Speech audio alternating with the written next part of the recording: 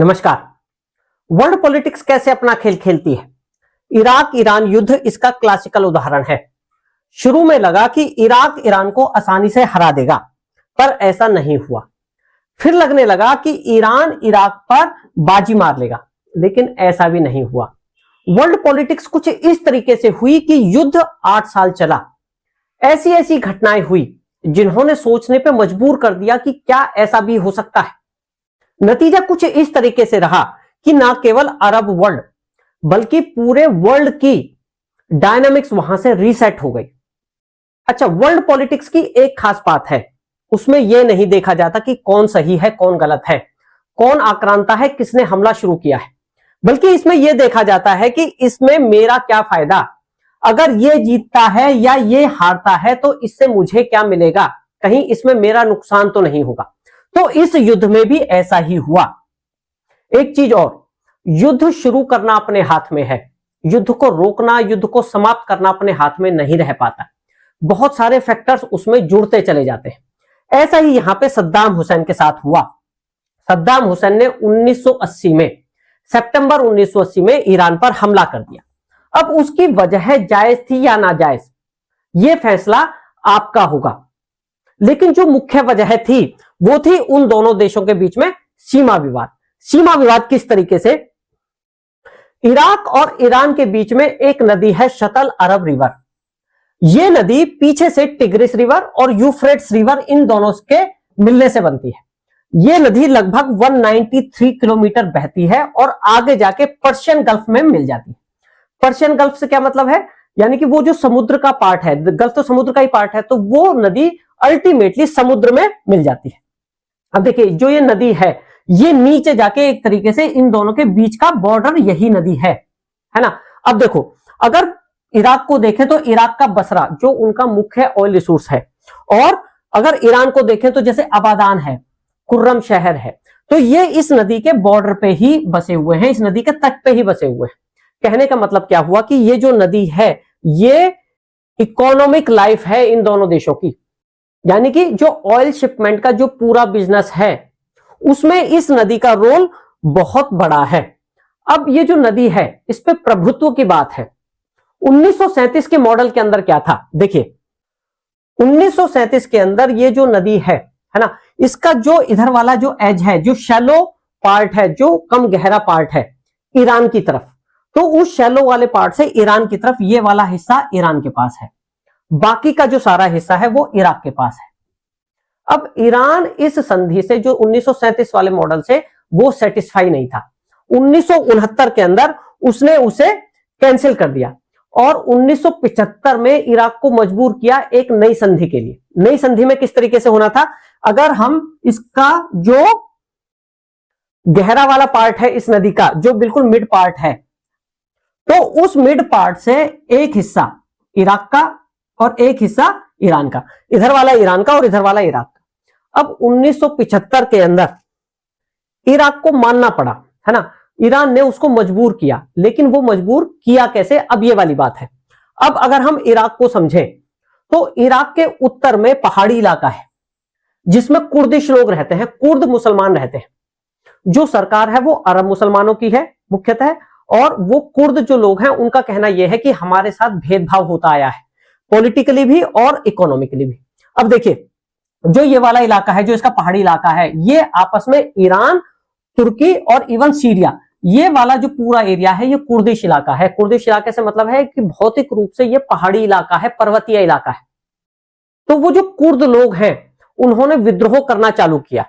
60-70s के अंदर वो विद्रोह बहुत सशस्त्र विद्रोह में चेंज हो गया। 1974-75 के अंदर इराक की सरकार ने उस रिबेलियन को बहुत बुरी तरीके से क्रश करने की कोशिश की, लेकिन जब उन्होंने ऐसा करने की कोशिश की तो ईरान ने उन लोगों को सपोर्ट कर दिया और इराक कामयाब नहीं हो पाया। जब इराक ने ईरान को बोला कि भाई इनको सपोर्ट देना बंद करो, ये हमारा इंटरनल मैटर है, तो ईरान ने उस संधि की बात की, भाई पहले आप टेबल पे उस संधि को रिजॉल्व करो, फिर उसके बाद देखेंगे। तो इराक को वहां पे मजबूर होना पड़ा, ईरान की बात माननी पड़ी, लेकिन ईरान ने उस संधि के बाद उन लोगों को सपोर्ट देना बहुत कम कर दिया, जिससे कि वो विद्रोह उस टाइम पे खत्म हो गया।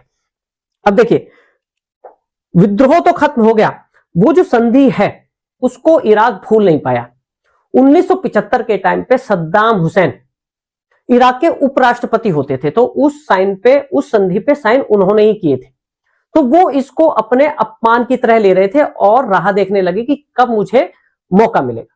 1979 के अंदर वो मौका आया। 1975 के अंदर ईरान के ऊपर रजा शाह का कंट्रोल होता था। 1979 में जब क्रांति हुई तो खुमैनी साहब ने तख्ता पलट किया रजा शाह का, और वहां पे खुमैनी आए। अब देखिए 1979 के अंदर ईरान की पोजीशन किस तरीके से थी, वहां की जो आर्मी है वो बहुत कमजोर हो गई थी। जो उसके बड़े बड़े ऑफिसर्स थे, जो रजा शाह के समर्थक थे, उसके सपोर्टर्स थे, उन सबको फांसी दे दी गई। अब देखिए वो थे एक्सपीरियंस्ड ऑफिसर, या तो उनको फांसी दे दी गई, या उनको हटा दिया गया, या उनको जेल में डाल दिया गया। कहने का मतलब क्या है कि आर्मी बहुत वीक थी, जो सोशल सिचुएशन है वो बहुत अच्छी नहीं थी। अब सद्दाम हुसैन के लिए ये बहुत सुनहरी मौका था उस 1975 की संधि को रिवाइज करवाने का। देखिए एक बात और है, उस टाइम पे अमेरिका और ब्रिटेन का हाथ ईरान के ऊपर था, तो उस टाइम सद्दाम हुसैन के लिए बहुत पॉसिबिलिटी नहीं थी। अब इस क्रांति के बाद ईरान के ऊपर से अमेरिका और ब्रिटेन ने अपना हाथ हटा लिया था, और सिचुएशन जो इंटरनल सिचुएशन थी वो ईरान की अच्छी नहीं थी।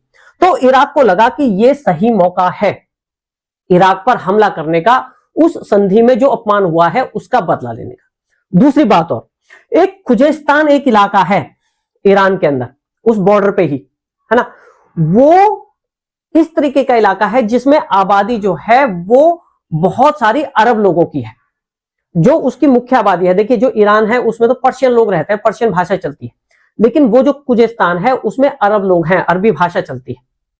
तो सद्दाम हुसैन का मकसद ये था कि उस इलाके को भी अपने कब्जे में ले लेना, या फिर उसको स्वायत्त करा देना, जिससे कि उस पर अपना इन्फ्लुएंस बना रहे। तो इन दो मुख्य उद्देश्यों के साथ वो चला कि एक तो वो जो संधि है उस पर काम करना है, एक उनका जो खुजेस्तान है उसको ईरान से अलग करने की कोशिश करनी। तो इस मकसद के साथ इराक ने ईरान पे हमला कर दिया।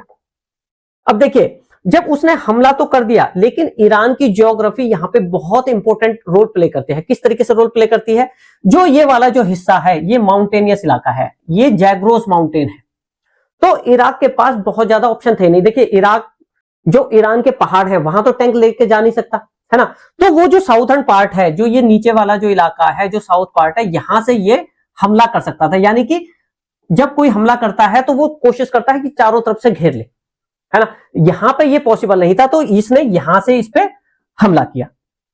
तो जो ज्योग्राफी है ईरान की वो बहुत इंपॉर्टेंट यहां पे साबित हुई। अब देखिए सद्दाम हुसैन से कुछ गलतियां हो गई, जो वो सोच के चल रहा था वो हो नहीं पाया। शुरू के 100-125 किलोमीटर वो उसके अंदर घुस गया ईरान के, लेकिन वहां पे उससे कुछ गलतियां हुई जिसकी वजह से वो जो आगे बढ़ रहा था वो जो स्पीड है वो रुक गई। किस तरीके से रुक गई, देखिए पहली बात, जो वो खुजेस्तान जिसपे वो कंट्रोल करने की कोशिश कर रहा था, जो उसे लग रहा था कि यहां के लोग विद्रोह कर देंगे, जब इराक हमला करेगा तो ये लोग इराक का साथ देंगे, ईरान का साथ नहीं देंगे। लेकिन हुआ उल्टा, वहां के लोगों ने इराक का साथ नहीं दिया। अब वजह चाहे कुछ भी हो, या तो उन्होंने हमला इस हिसाब से किया कि उन लोगों को लगा कि ये तो हमला हम पे ही हो गया, या फिर वो कोऑर्डिनेशन की कमी रही युद्ध से पहले, तो वहां के लोगों ने इराक का साथ नहीं दिया। तो ये मिसकैलकुलेशन उसके लिए भारी साबित हुई। दूसरी चीज, वहां का जो अबादान शहर था, जो मुख्य ऑयल सोर्स था ईरान का, ये इसने घेर लिया, है ना, और ये 10-11 महीने इसको घेर के रहा। लेकिन इससे गलती क्या हुई, या फिर इसमें उसकी कमी क्या रही, ये पीछे से इसकी सप्लाई काट नहीं पाया। देखिए ये तो समुद्र टाइप इलाका है, पीछे से समुद्र से जुड़ा हुआ है, तो इसकी जब सप्लाई नहीं कटी 10-11 महीने तक, तो इराक इस पे काबू नहीं कर पाया, कंट्रोल नहीं कर पाया, और ईरान को टाइम मिल गया। तीसरी चीज, जो उसका कुर्रम शहर था, जो एक बहुत इंपॉर्टेंट शहर था, जो बॉर्डर पे था, है ना, जो हमने बात की 100-125 किलोमीटर तक ईरान ने आसानी से कंट्रोल कर लिया। लेकिन अब जो एक कुर्रम शहर है, अब उसकी पॉलिसी ये थी, या उसकी प्लानिंग ये थी कि हम 10-15 दिन में इसे जीत के हम आगे बढ़ जाएंगे। लेकिन इसको जीतने में उसे 1.5 महीना लग गया। वहां इतना तेज उसे रेजिस्टेंस मिला जो वो एक्सपेक्ट नहीं कर रहा था। कहने का मतलब यह हुआ कि उसमें बहुत टाइम लग गया और ईरान को समय मिल गया। दूसरी चीज देखिए, एक ज्योग्राफी हो गई, एक मिस्टेक्स हो गई। तीसरी चीज, उसे टाइम क्यों लगा? जब उसने खुर्रम शहर पे हमला किया तो उसको अंदर घुसना पड़ा। देखिए, कब्जा करने के लिए तो अंदर घुसना ही पड़ेगा, लेकिन उसको पीछे से जो ऊपर से जो उसे एयर से जो बैकअप मिलना चाहिए था, है ना, उसके जो फाइटर जेट्स थे उसे जो बैकअप मिलना चाहिए था वो नहीं मिल पाया। उसका कारण क्या कि उस पे जो एयर पावर थी वो बहुत लिमिटेड थी। और दूसरी तरफ ईरान के पास अमेरिका के फाइटर जेट्स थे, क्योंकि 1975 1978 तक तो अमेरिका के साथ उसके अच्छे रिलेशंस थे, तो अमेरिका ने अपने फाइटर जेट्स उनको दे रखे थे। तो उन फाइटर जेट्स के सहारे और अपनी ज्योग्राफी के सहारे ईरान खुद को बचा गया। 100-125 किलोमीटर के बाद इराक आगे नहीं बढ़ पाया। अब थी ईरान की बारी, क्योंकि ईरान ने टाइम गेन कर लिया था। अब देखो, जून 1982 तक ईरान ने अपने जो सारे कब्जे वाले इलाके थे जो इराक ने जीते थे वो सारे अपने काबू में ले लिए। अब जुलाई के अंदर ईरान ने डिसाइड किया कि अब हम इराक के अंदर घुसेंगे। लेकिन देखिए यहां पे भी क्या सिचुएशन हुई, जो वो ज्योग्राफी वाली सिचुएशन है वो यहां पे मैटर करती है। यहां पे भी 50 किलोमीटर ईरान अंदर घुस गया, लेकिन उसके बाद वो ज्यादा अंदर घुस नहीं पाया। वो कोई इलाका जीतता और फिर उसे हार देता। कहने का मतलब क्या है कि वो अपनी पोजीशन सस्टेन नहीं कर पाता। क्यों नहीं कर पाता? देखिए, जो वो जैग्रोस माउंटेन थे उसने उन्हें हारने से भी बचाया, लेकिन उनको जीतने से भी रोका। किस तरीके से रोका? देखिए, जिस तरीके से अब जैसे ये यहां पे हमला किया, तो जब हमला करती है कोई सेना तो उसको पीछे से सप्लाई मिलनी जरूरी है, चाहे हथियारों की सप्लाई हो चाहे फूड की सप्लाई हो। तो यहां पे जो जैग्रोस माउंटेन है इसकी वजह से उनको प्रॉपर सप्लाई नहीं मिल पाई। एक बात तो हो गई है। दूसरी बात, जो बसरा है, जो नदी के किनारे पे बसरा जो उनका ऑयल मुख्य केंद्र है ना, वो जो इलाका है, जो उसकी जो मिट्टी है वो बहुत दलदली टाइप है, क्योंकि वो तो समुद्र के पास में है। तो जो टैंक्स की जो मोशन होनी चाहिए थी, जो स्पीड होनी चाहिए थी, वो वहां पे हो नहीं पाई। यानी कि जो उनके सैनिक हैं, जो ट्रूप्स हैं, पैदल ट्रूप्स, है ना, उनकी स्पीड बहुत कम हो गई। तीसरी चीज, उनकी एयर पावर। देखिए, ईरान की एयर पावर इतनी तो थी कि वो अपनी रक्षा कर पाए, क्योंकि उनके पास अमेरिकन फाइटर जेट्स थे। लेकिन 1979 के बाद उनको बैन कर दिया गया, उस पर प्रतिबंध लगा दिए गए। इससे मतलब क्या हुआ, जो उनको स्पेयर पार्ट्स मिलने चाहिए थे उनको ठीक तरीके से काम करने के लिए वो नहीं मिल पाए। तो अपनी रक्षा तो वो कर पाए, लेकिन दूसरे देश में डीप स्ट्राइक करने के लिए, वो हमला कर पाए, उसके लिए उनके पास बहुत लिमिटेड एयर पावर थी। इसकी वजह से जो वो उनकी जो पैदल ट्रूप्स हैं उनको प्रॉपर बैकअप नहीं कर पाए। इसकी वजह से वो जो सेना है वो आगे बढ़ नहीं पाई पूरी तरीके से। अब देखिए, इसके साथ साथ वहां पे वर्ल्ड पॉलिटिक्स इन्वॉल्व हो गई। शुरू में हम देखते हैं कि जो अरब कंट्रीज हैं वो किस तरीके से सोच रहे हैं। अरब कंट्रीज जैसे सऊदी अरब है, यूएई है, कुवैत है, वो किस तरीके से सोच रहे हैं। पहली बात तो ये कि ईरान में जब क्रांति हुई तो वहां के जो खुमैनी साहब हैं उनका कहना यह था कि जो बाकी के अरब कंट्रीज हैं उनमें भी इसी तरीके की क्रांति होनी चाहिए। क्या मतलब? कि वहां पे भी शरीयत चलना चाहिए, वहां पे भी अल्लाह का राज होना चाहिए, है ना। अल्लाह के राज से क्या मतलब है? अल्लाह को कौन प्रेजेंट करता है? मुल्ला मौलवी प्रेजेंट करते हैं, तो मुल्ला मौलवियों का राज होना चाहिए। अब वो जो देश है उनमें है राजतंत्र, मोनार्की। तो वो जो सारे देश हैं अरब कंट्रीज, वो डरे हुए हैं कि अगर ईरान का इन्फ्लुएंस बढ़ा तो उनके अंदर की जनता, जो मेनली जो अगर शिया जनता है, वो विद्रोह कर सकती है। इराक के साथ भी यही प्रॉब्लम थी। में इराक एक शिया बहुल देश है, लेकिन वहां की सरकार में ज्यादातर सुन्नी लोग हैं। तो सद्दाम हुसैन को हमेशा डर रहा कि भाई ये ईरान का इन्फ्लुएंस हमारे यहां भी आएगा, और इसके चलते कई सारी लोगों की हत्याएं भी हुई। तो ये एक डर जो है ये बहुत बड़ा डर था। दूसरी बात, जो ये सारे कंट्रीज हैं अरब के कंट्रीज, ये ऑयल को शिप करते हैं, यानी कि इनकी जो पूरी इकोनॉमी है वो ऑयल के अराउंड घूमती है। अब देखिए, जो ये स्ट्रेट ऑफ हार्मूज है, यहां से 20% वर्ल्ड का ऑयल पास होता है। अब ये जो स्ट्रेट ऑफ हार्मूज है, स्ट्रेट ऑफ हार्मूज से क्या मतलब होता है? देखिए, हार्मूज जगह का नाम है, स्ट्रेट मतलब होता है एक नैरो चैनल, यानी कि वो जो जगह है वो बहुत संकरी, बहुत पतली हो जाती है। अब वो जो जगह है वो ईरान के बहुत क्लोज में है, कुल 20-22 किलोमीटर दूर है। अब ईरान अगर जीतता है और उस पर कंट्रोल कर लेता है, उस जगह पर अपना इन्फ्लुएंस बना लेता है, तो उनका सारा बिजनेस जो है वो ठप हो सकता है। इस वजह से सारे अरब कंट्रीज ने इराक का साथ देना ठीक समझा। अब देखिए, जो दो मुख्य पावर हैं, इजराइल और अमेरिका, वो किस तरीके से काम कर रहे थे। जहां तक इजराइल की बात है, उसके लिए ईरान और इराक दोनों ही दुश्मन हैं, क्योंकि उनकी जो लड़ाई है वो अलग टाइप की लड़ाई है, उनकी रिलीजियस लड़ाई है। तो उसकी नजर में ये दोनों ही देश कमजोर पड़ने चाहिए, तभी उसे फायदा होगा। लेकिन जब उन दोनों देशों को आपस में कंपेयर करें तो इजराइल को ज्यादा डर इराक से है, क्योंकि इराक ज्योग्राफिकली उसके पास में है, ईरान थोड़ा दूर है। तो उसने क्या किया, ईरान को हथियार सप्लाई करने शुरू किए, जो उसके स्पेयर पार्ट्स थे वो उसने सप्लाई करने शुरू किए। तो ईरान को वो हथियार तो सप्लाई कर रहा है, लेकिन इस तरीके से कर रहा है कि उस पर हथियार बहुत ज्यादा ना हो जाए, बस इतना ही रहे कि वो लड़ाई में सस्टेन कर पाए। अब देखिए, अगर हम अमेरिका की बात करें, अमेरिका और इजराइल हैं तो दोनों दोस्त, लेकिन दोनों के सोचने का तरीका बिल्कुल अलग है। यहां इजराइल के सर्वाइवल की बात है, लेकिन यहां अमेरिका के लिए व्यापार की बात है।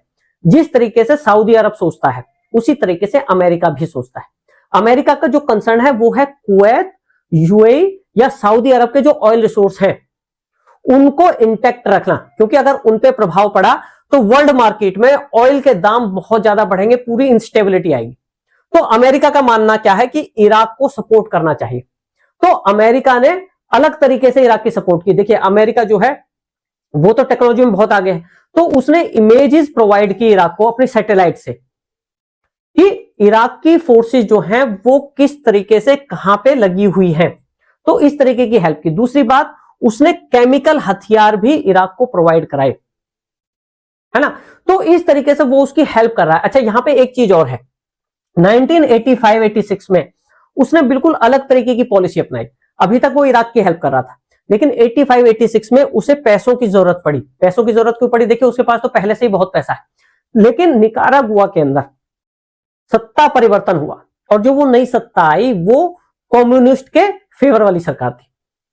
तो अमेरिका को लगा, देखिए उस टाइम में तो कोल्ड वॉर चल रहा था, तो अमेरिका को लगा कि भाई इस सत्ता को हटाना जरूरी है। अब उस सत्ता के विपक्ष में एक विद्रोही ग्रुप था जो उस सत्ता को हटाना चाह रहा था, उसके विरुद्ध लड़ाई कर रहा था। अब जो वो विद्रोही ग्रुप है उसको अमेरिका सपोर्ट करना चाह रहा था, अमेरिका की सरकार। लेकिन वो जो विद्रोही ग्रुप है वो ह्यूमैनिटी के बहुत विरुद्ध काम कर रहा था, उसने लोगों पे बहुत अत्याचार किए थे, यानी कि गांवों के गांव उजाड़ दिए थे। तो वहां की जो पार्लियामेंट है अमेरिका की, उसने उन विद्रोहियों को पैसा देने से मना कर दिया। यानी कि अमेरिका के पास जो लीगल तरीके से पैसे आने चाहिए थे वो उसके पास थे नहीं। तो अब उसने क्या किया, ईरान को सपोर्ट करना शुरू किया, ईरान को उसने हथियार बेचे। तो वो पैसे जो ईरान से मिले उसने वहां निकारागुआ में वो पैसे भेज दिए। कहने का मतलब क्या है कि वो पहले इराक को सपोर्ट कर रहा था, लेकिन जब उसको जरूरत पड़ी तो उसने ईरान को भी सपोर्ट कर दिया अपने फायदे के लिए। अब यहां पे एक आपके लिए एक बहुत बड़ा प्रश्न है कि अमेरिका ने जो किया वो कितना जायज है, और ये अमेरिका के पॉइंट ऑफ व्यू से सोचना जरूरी है। अब हम आगे बढ़ते हैं। देखिए, अगर अमेरिका एक जगह है तो ऐसा तो हो नहीं सकता कि दूसरी जगह रशिया ना हो। उस टाइम में सोवियत रूस होता था, है ना। अब देखो, ये एक इस तरीके का युद्ध है जहां सोवियत रूस और अमेरिका ने एक ही पक्ष लिया। किस तरीके से लिया? देखिए, जो सोवियत रूस है उसकी सोच क्या थी कि इराक को अगर हमने सपोर्ट नहीं किया तो ऐसा ना हो जाए कि इराक पूरी तरीके से वेस्ट के फेवर में चला जाए, अमेरिका के फेवर में चला जाए। तो इस चीज को सोचते हुए सोवियत रूस ने इराक का साथ दिया। इराक को आर्म सप्लाई करने में जो सबसे बड़ा सप्लायर है वो सोवियत रूस रहा।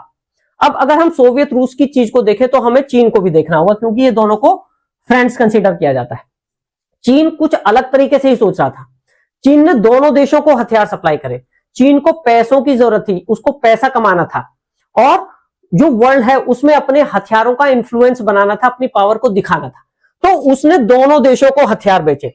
तो इस तरीके से जो अलग अलग पावर हैं वो अलग अलग तरीके से सोच रही हैं। उनका कंसर्न ये नहीं है कि कौन सही है कौन गलत है, उनका कंसर्न ये है कि हमें क्या फायदा होने वाला है। अच्छा, अब इस युद्ध से ईरान को एक फायदा हुआ। अभी तक जो देश बटा हुआ था उस क्रांति के टाइम पे, तो खुमैनी के पीछे जो है पूरी जनता की पावर खुमैनी के पीछे आ गई। तो खुमैनी को तो इस युद्ध से फायदा हो गया। अब उसने कंडीशन रखी कि यह युद्ध तभी रुक सकता है, हम ये युद्ध तभी रोकेंगे जब सद्दाम हुसैन को हटा दिया जाएगा। अब सद्दाम हुसैन तो हटने से रहे, है ना, और जो दूसरे देश हैं वो भी सद्दाम हुसैन के फेवर में ही थे। अब ईरान चाहता था कि भाई देखो, हम बेटर पोजीशन में हैं, हमारा पलड़ा भारी है, तो हमें बेटर डील मिलनी चाहिए। बेटर डील में एक चीज ये भी है कि इराक का जो प्रेसिडेंट है सद्दाम हुसैन, उसे हटाया जाए, उसे आक्रांता डिक्लेयर किया जाए। अब जो यूएनओ है वो काम करता है अपने अलग ही तरीके से वो अमेरिका के वेस्टर्न पावर के इन्फ्लुएंस में काम करता है, तो वो दोनों को इक्वली ट्रीट कर रहे थे, दोनों को इक्वल लेके चल रहे थे। ईरान इसके लिए तैयार नहीं था। तो इस तरीके से वो जो युद्ध है वो चलता जा रहा है। अब देखिए 1982 में ऐसे ही चलता रहा भाई, वो युद्ध मतलब एक तरीके से स्टक हो गया। 1983 में एक टर्निंग पॉइंट आया। टर्निंग पॉइंट क्या आया? जो कुर्दिश थे इराक के, कुर्द लोगों को लगा कि भाई ये सही टाइम है हमला करने का, अपनी आजादी पाने का, तो उन लोगों ने हमले तेज कर दिए। अब देखिए इराक के साथ क्या कंडीशन हो गई, अपने ही देश में लड़ रहा है एक तो कुर्दों से और एक ईरान से लड़ रहा है, यानी कि उसके दो मोर्चे खुल गए। अब ईरान ने कुर्दों को हेल्प करनी शुरू कर दी, और इराक के पास कोई और उपाय जब नहीं रहा तो उसने क्या किया कि ईरान के ऊपर, ईरान की सेना के ऊपर वो जो केमिकल वेपन जो अमेरिका से मिले थे उसने वो यूज करने शुरू कर दिए। अब देखिए 2-3 साल इस तरीके से चला। 1986 के अंदर वो जो युद्ध चल रहा था कुर्दों वाला, वो और ज्यादा इंटेंस हो गया। किस तरीके से इंटेंस हो गया? उसमें दो ग्रुप थे, कुर्दों के अंदर भी दो ग्रुप थे जो अपने अपने तरीके से काम कर रहे थे। ईरान ने क्या किया, उन दोनों में सुलह करवा दी। तो उन दोनों ग्रुप में सुलह करवा दी, प्लस अपने फोर्स भी वहां पे लगा दिए। यानी कि वो जो फोर्स है, जो अल्टीमेट फोर्स है, वो बहुत इंटेंस हो गया इराक के विरुद्ध। तो ये जब 86 के अंदर, 86-87 के अंदर जब वो बहुत इंटेंस हो गया वो फोर्स, तो सद्दाम हुसैन को बहुत गुस्सा आया और 1988 के अंदर उसने अनफाल कैंपेन चलाया उन कुर्दों के विरुद्ध। अनफाल कैंपेन से क्या मतलब है? एक तरीके से धार्मिक युद्ध उसने उसको बोला। उस युद्ध में उसने क्या बोला कि कुर्दों के जो गांवों के गांव हैं वो डिस्ट्रॉय करने शुरू कर दिए, पुरुष अलग करे, उनको जान से मारा, और महिला और बच्चों को कैंपों में डाल दिया। लेकिन यहां पे बात रुकी नहीं। 1988 के अंदर हलाबजा में, जो कुर्दों का एक बहुत इंपॉर्टेंट इलाका था, वहां पे उसने केमिकल बॉम्ब गिरा दिया, और यह कहा जाता है कि वहां लगभग 70,000 से 1 लाख लोग तो मारे ही गए, है ना। और जो बच गए उनकी जिंदगी कैसी रही होगी ये आप अंदाजा लगा सकते हैं। तो यहां पे एक बहुत इंपॉर्टेंट क्वेश्चन आपके लिए ये है कि भाई क्या ये जायज है जो सद्दाम हुसैन ने किया?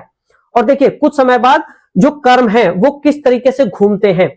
उन केमिकल्स वेपन के ऊपर ही सद्दाम हुसैन के ऊपर अटैक किया गया अमेरिका द्वारा बाद में जाके, है ना। और उन केमिकल वेपन जो मिले नहीं, लेकिन उसके ऊपर ही सद्दाम हुसैन की जान भी गई। तो इस तरीके से कर्माज भी अपना गेम खेलते हैं। तो ये हो गई देखिए कुर्दों की एक तरफ की बात। दूसरी तरफ टैंकर वॉर 1984 के अंदर, टैंकर वॉर बहुत इंटेंस हो गया। टैंकर वॉर से क्या मतलब है कि उन दोनों देशों को यह लगने लगा कि भाई जब तक हम दूसरे देश की इकोनॉमी नहीं तोड़ेंगे, उसके पैसे का फ्लो नहीं तोड़ेंगे, तब तक हम जीत नहीं पाएंगे। 1982 के अंदर क्या हुआ था कि जो सीरिया है, सीरिया एकमात्र अरब देश ऐसा था जिसने ईरान का साथ दिया। 1982 के अंदर वहां से पाइपलाइन जाती थी सीरिया में से इराक की, जिससे कि वो तेल एक्सपोर्ट कर सके, तो सीरिया ने वो पाइपलाइन बंद कर दी थी। 1984 के अंदर इराक ने ईरान के जो शिप्स थे जो पर्शियन खाड़ी में खड़े होते थे उन पर अटैक करना शुरू किया, जो वहीं से मिसाइल छोड़ के उनको डिस्ट्रॉय करना शुरू किया। तो ईरान ने भी वैसा ही किया। अब ईरान की जो नेवी थी वो स्ट्रांग थी इराक से बहुत ज्यादा, तो उसने पानी के अंदर माइंस बिछानी भी शुरू कर दी। और वो यहां पे रुका नहीं, इराक के साथ साथ जो लोग उसे सपोर्ट कर रहे थे जैसे सऊदी अरब है, कुवैत है, उनके शिप्स पे भी ईरान ने हमले करने शुरू कर दिए, उनको भी नुकसान पहुंचाना शुरू कर दिया। ने आखिरकार घबराकर अमेरिका से रिक्वेस्ट की कि भाई आप अपने प्रोटेक्शन में हमारे ऑयल को शिप करवाओ। तो अमेरिका क्या करता है कि उनके जहाज पर अपना फ्लैग लगाता है ना, और उसको अपना प्रोटेक्शन देता। लेकिन एक बहुत इंपॉर्टेंट घटना हुई 1988 के अंदर।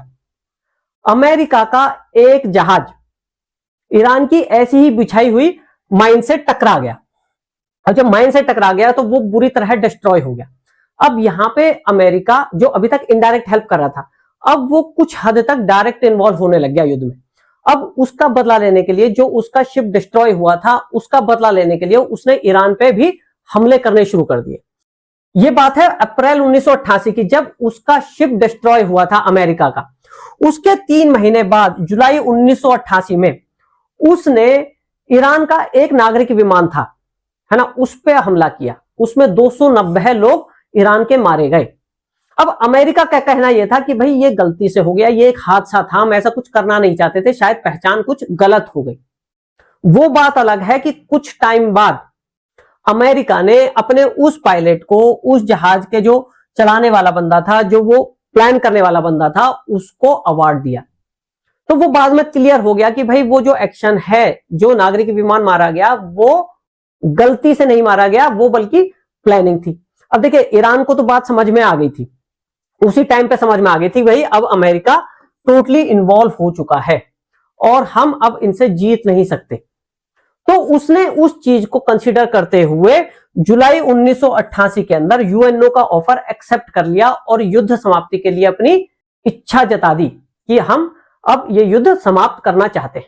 अब देखिए, जब ये युद्ध खत्म हो गया तो यहां पे किस तरीके के समीकरण बने, जो वो अरेबियन सी था, है ना, वहां पे अमेरिका के फोर्सेस परमानेंट सेट हो गए। वहां उनके जो बेड़े थे जहाज वाले, वो परमानेंट वहां पे अपनी पेट्रोलिंग करने लग गए। दूसरी चीज, ईरान और जो अरब कंट्रीज हैं उनमें एक तरीके की परमानेंट दुश्मनी हो गई, लेकिन ईरान को यह समझ में आ गया कि भाई इनके साथ लड़ना, डायरेक्ट लड़ना पॉसिबल नहीं है। तो उसने क्या किया कि अपनी प्रॉक्सीज बनानी चालू करी, यानी कि उसने इनडायरेक्ट युद्ध लड़ना चालू किया। उसने इस तरीके के मिलिशियाज इकट्ठे किए, अलग अलग गिरोह बनाए जो ईरान के इशारे पे चले, ईरान के हिसाब से काम करें। उसी में एक ग्रुप है, या उसी में उसने 3 मेन ग्रुप बनाए। एक हिजबुल्ला लेबनान के अंदर, पैलेस्टीन में जो हमास है उसको भी ईरान का ही सपोर्ट रहता है, और तीसरा हुतीज जो यमन में सऊदी अरब को तंग करते रहते हैं। तो उसने इनडायरेक्ट लड़ाई के लिए इस तरीके से अलग अलग ग्रुप बनाए। तो वो जो पूरा समीकरण है इराक ईरान युद्ध के बाद, वो बिल्कुल चेंज हो गया, वो नए तरीके से वहां सेट हो गया।